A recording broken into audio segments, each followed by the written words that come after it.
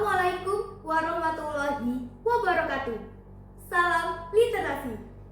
Halo Sobat Literasi, perkenalkan nama saya Erni Laili Rahmat dari SMP Negeri 3 Lapok, Kabupaten Ciamis, Jawa Barat.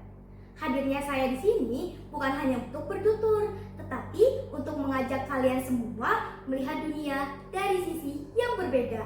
Karena cerita yang akan saya bawakan hari ini berjudul Gen Z di Antara Dua Dunia, terinspirasi dari buku yang berjudul Buku Panduan Literasi Digital untuk peserta didik yang ditulis oleh Fani Rosita Dwi Lestari.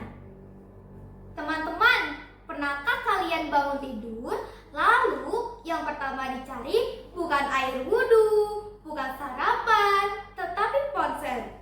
Ya, saya juga begitu. Sebelum mata ini benar-benar terbuka, jari ini sudah otomatis menggeser layar membuka Instagram, TikTok, atau YouTube. Itu tandanya apa? Itu tandanya saya adalah bagian dari Gen Z, generasi yang katanya melek digital, tapi kadang justru terjebak di dunia digital.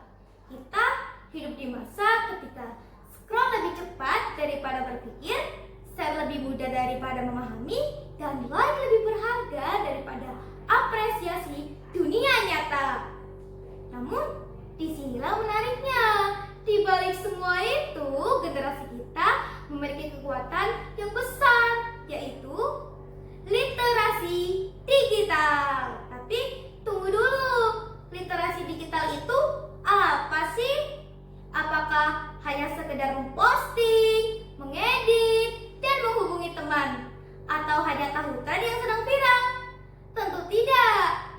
Literasi digital adalah kemampuan untuk menilai, memahami, dan menggunakan teknologi dengan cerdas, etis, dan bertanggung jawab. Bukan hanya sekedar menggunakan gawai, tetapi tahu apa yang kita lakukan dengannya.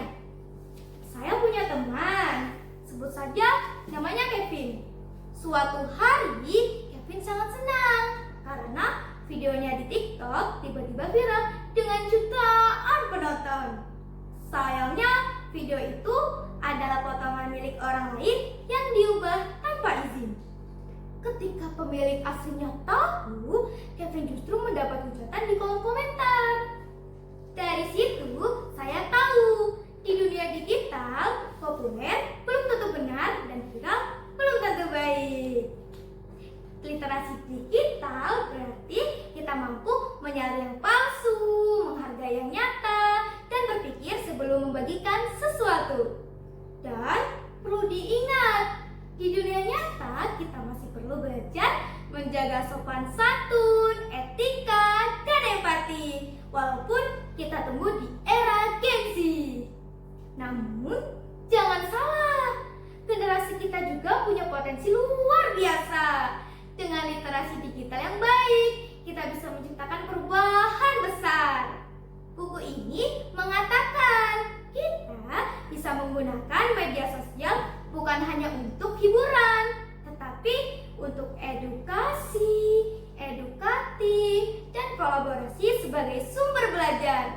Contohnya dengan menggunakan aplikasi Canva dalam pembelajaran, karena media Canva dapat digunakan untuk berbagai macam tugas dan latihan siswa. Contohnya dalam membuat poster, dokumen, dan konten visual lainnya. Dengan media ini, siswa dapat mengekspresikan keahlian dalam berdigitalisasi untuk pembelajaran yang lebih maju dan menarik. Di sekolah saya juga sudah menggunakan teknologi digital.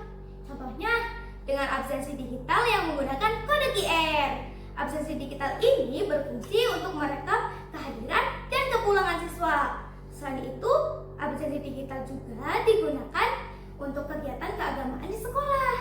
Contohnya untuk mengabsen sholat duha dan sholat duhur. Selain itu, absensi digital juga akan digunakan untuk berbagai ekstrakurikuler di sekolah. Nah, berkat absensi digital ini, siswa dapat melatih kedisiplinan.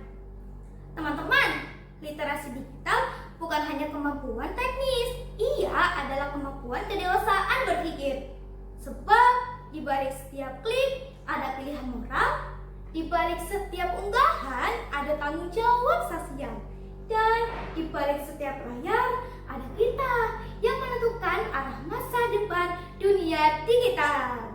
Gunakan teknologi digital dengan bijak, bukan hanya untuk kesenangan, tetapi untuk kebaikan. Karena kita harus tetap berbijak dalam bermedia sosial, dan pada akhirnya Gen Z bukan hanya literasi digital, tetapi generasi yang pandai dan bijak dalam memakai digital. Sekian dari saya. Terima kasih. Wassalamualaikum warahmatullahi wabarakatuh.